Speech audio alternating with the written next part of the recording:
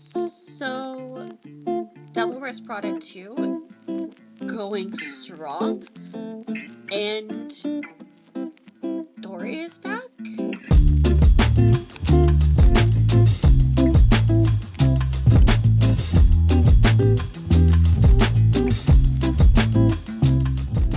Hi, guys, and welcome to the studio sessions. My name is Brooke, and we talk about movies every week, why we love movies, what movies we love, and making movies. To kick the episode off, here is this week's studio notes. So, uh, I did not expect one of these pieces of information. To be fair, it does not surprise me though. And it's gotta be the first one that we talk about because I just need to talk about it. And that is this photo that Ellen DeGeneres posted. So if you're just listening to the audio, Ellen DeGeneres posted a photo on her social media of her in a studio behind a microphone and captioned it, "I've missed Dory. She's alive and well." So we're getting another Finding Nemo. Now, we don't know the details of this, right? All we know is that she's playing Dory again in some project. But this could be another part to Finding Nemo, either that goes after the first one, in between the two, or as a third one at the end after Finding Dory. It'll be interesting to see what comes of this, but I I was not surprised this would be a thing they would think about doing because I the IP is IPing right now. The nostalgia is nostalgizing right now, and you can see it in this happening in Devil Wears Prada 2 box office numbers. It's doing amazing, and I think as we ramp up for Fokker-in-Law, Toy Story 5, IP is hitting hard right now. And I think that is something that this is just a symptom of, that a decade later, they're coming back to add more, to revisit what people love, that they know people will come out. So that was my first bit of news I wanted to share, was we're getting another Dory project of some kind, whether that surrounds just Dory. We don't know those kind of details yet, but we will see Ellen DeGeneres play Dory again, and we'll see where that goes. Um, I don't know what to expect. Kind of leads into what I already mentioned in my second point I wanted to share in the studio notes this week. That is, Devil Wears Prada is going well, and IP is hitting hard. I think this will be a trend we are going to continue seeing the rest of this year and probably into next year also. Now we'll see as this year progresses how these movies keep doing. I think the more these do well, the more it's rewarded, the more people are excited for it, the more I think it's gonna keep happening. And as long as it's in forms that make sense, that, yes, give you those nostalgia moments, but also are legitimately like con content we love, IP we love, ones that haven't been worn out, ones that people actually want to revisit. It goes back to a time when I felt like movies were doing really well. I don't know if I have a problem with that within those constraints. I would still love to see a continuing growth in the regular, just old comedy, in romantic comedies. I would love that. And I do think this will prove that that's what people are looking for right now. Sure, it's clear they're looking for horror also, because there's been so much horror out there, and such an audience, like it does so well. But I also think people are missing that kind of film experience right now where it's a fun, easy watch. It's not political. It's not fast paced. It's not stressful. It's not trying to make your brain work overly hard. Not that there's not room for those projects. Of course there is. And I love those as well. But I think there's such a gap missing with a movie you can just go have fun and watch that I think that's why people are flocking to these. I think that's why they're doing well. And I think that should be leaned into. I think this is the avenue studios would be very smart to bank on more. Not IP, not necessarily IP, but comedies and rom-coms. Bring them back. Do them well. Be creative and fun with it. And I could see that blossoming. So that was my second point. My third point is little Paramount Warner Brothers update. Paramount's actually doing well right now. They released the quarterly earnings and they were up. They were in a good spot, which is interesting. They had not been doing very well before this whole merger. Now, they've made a lot of promises. 30 films in a year between the two studios. And, there's this whole merger that they are promising will go through and be just an amazing deal.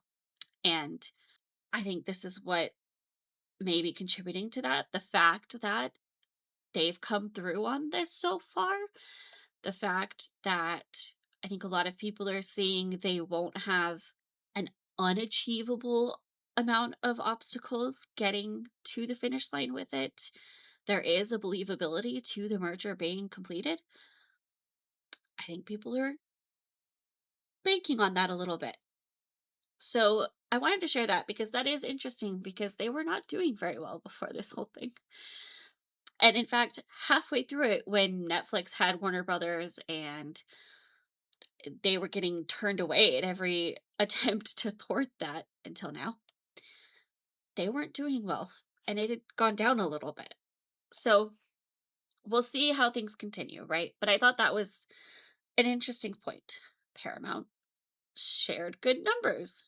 We'll see if they keep doing well and we'll see what actually comes of all of this and what actually happens. So, lots to still keep our eye on.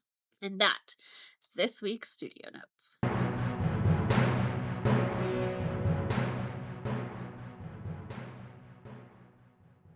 Okay, I have a little bit of a fun story or narrative, just thought that I wanted to share and talk about on here because I do talk about movies on here.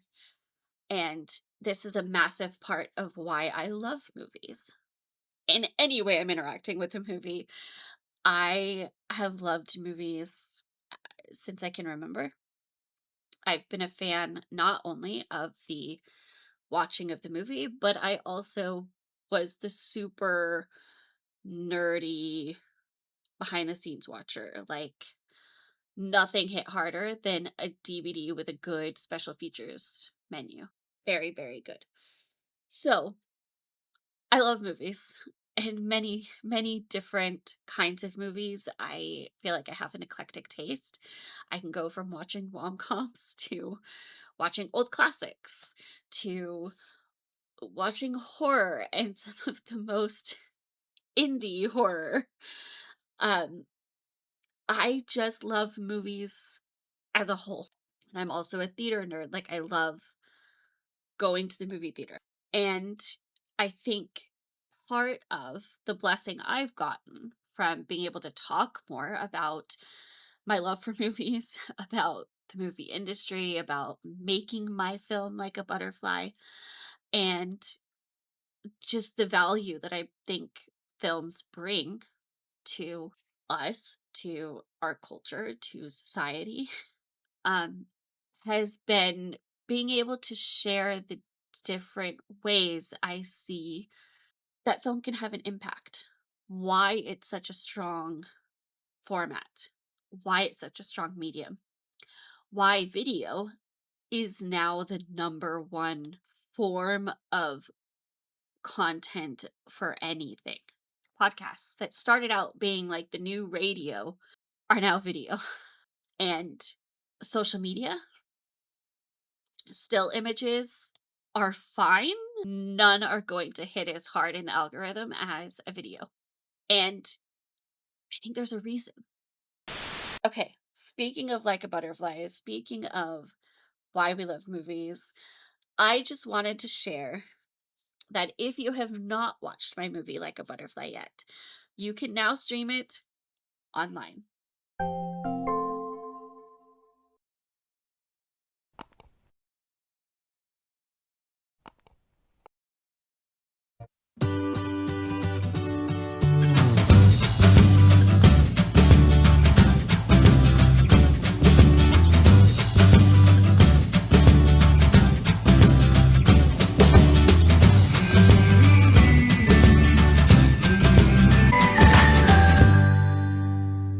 I did not start my channel intending to share about Turner syndrome on it. Then I started getting a flood of comments of girls and women that also had Turner syndrome, and then I just couldn't stop talking about it. My story actually starts before I was even born. Pretty quickly it became obvious that something was wrong. It is Tuesday and my appointment is tomorrow. My first appointment with the infertility doctor, or fertility doctor, whichever way you want to look at it.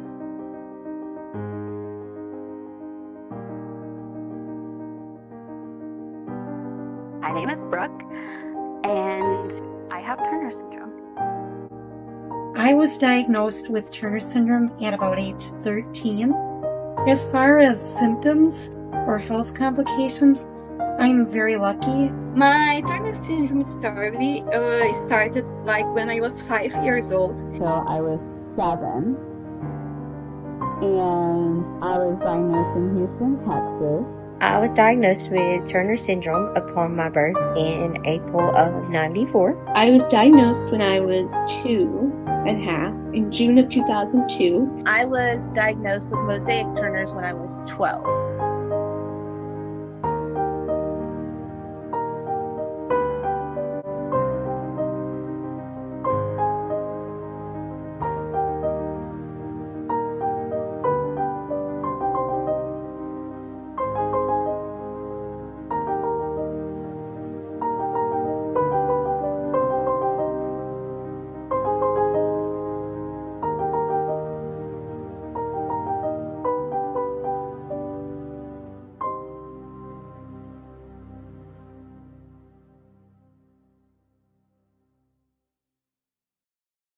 So, click the link in the description box, go to the link that you see on the screen, and you can watch Like a Butterfly, and I hope you enjoy it.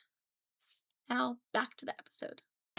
So, I was blessed with the opportunity to speak at a online webinar that the Turner Syndrome Foundation hosted.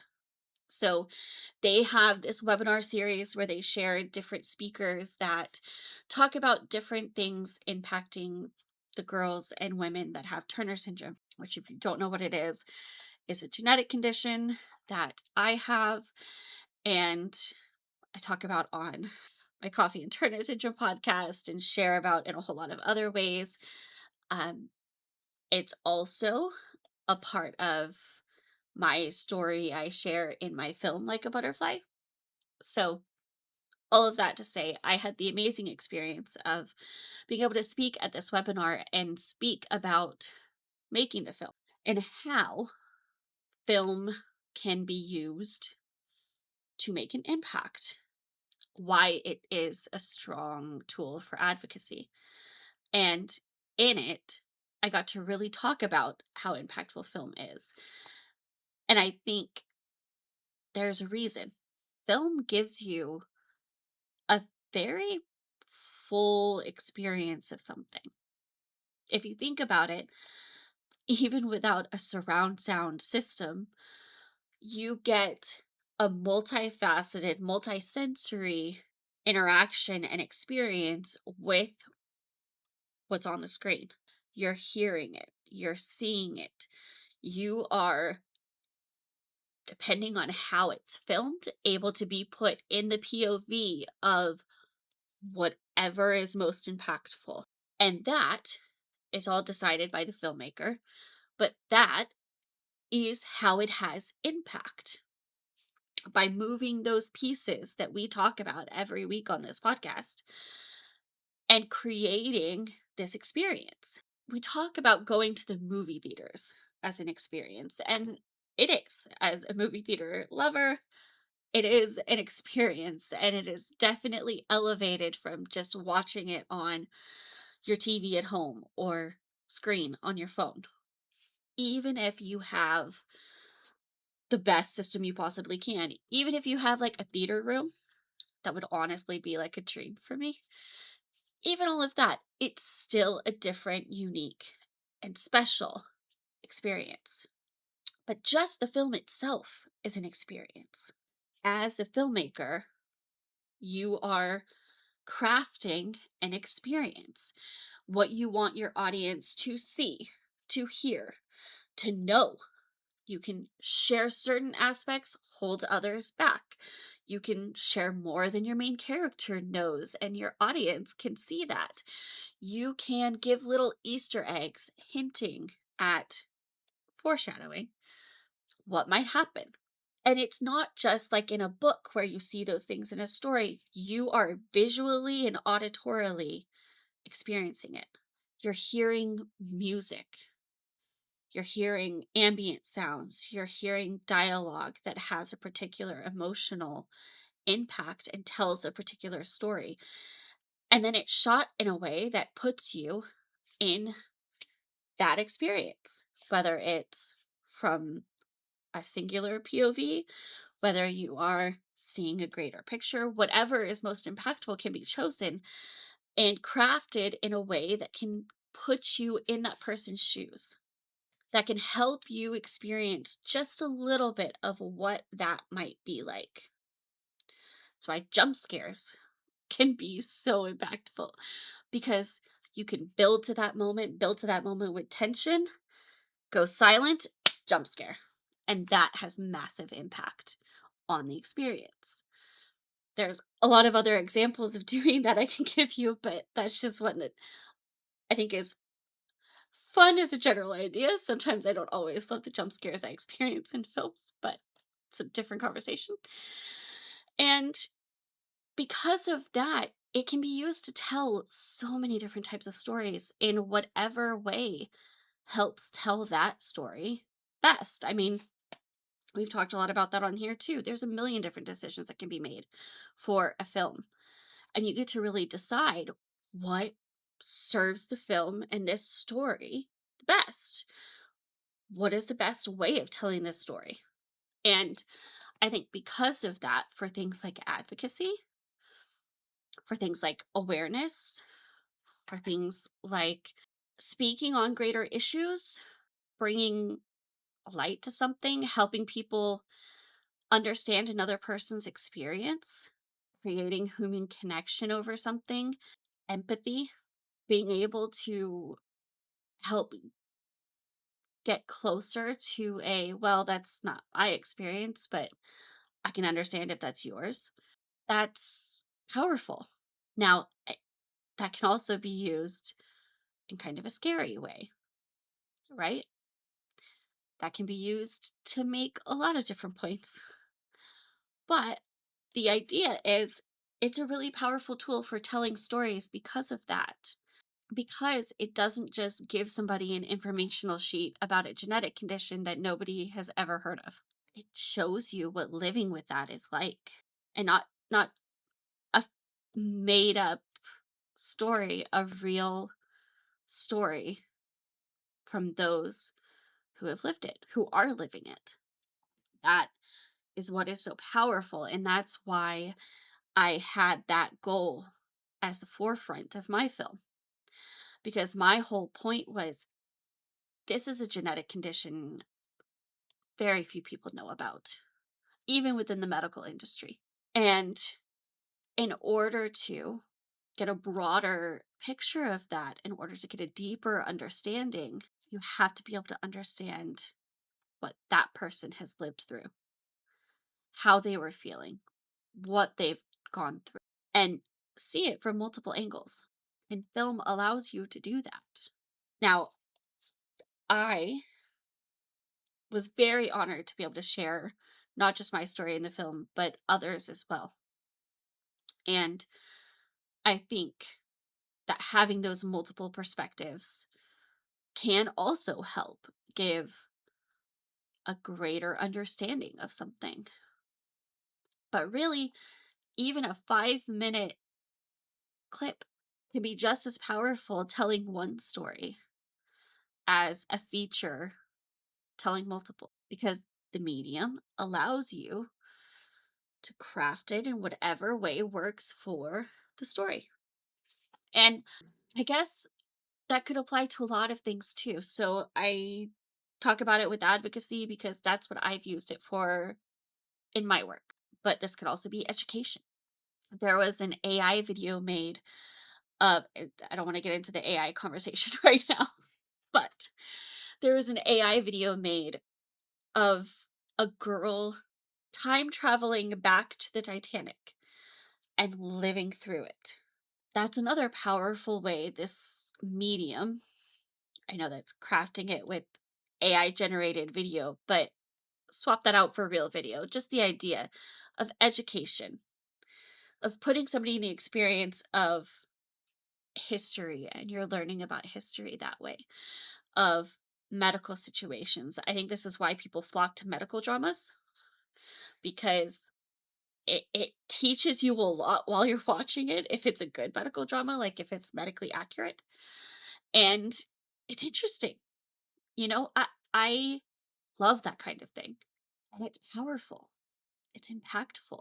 And well, I do want to give mention for the maybe more nefarious ways things like that can be used. I like to focus on the force for good that it can be. And also why I feel like we as a society value film, because when we experience them, when we watch them, they have an impact on us. They can't not. It's an emotional experience. Even reacting to something you don't like and critiquing it is a whole emotional experience that you've now kind of learned something from. So I just thought that was something that was important to share as we're talking about movies, as we're talking about ones we love, ones we maybe don't love so much, making films, all of those topics. I feel like this is an important reason why we should even care about films, not just for the filmmakers that are film nerds like myself, but even just general audiences, why it matters. Because you're consuming it either way, right? And it's impactful, it's important.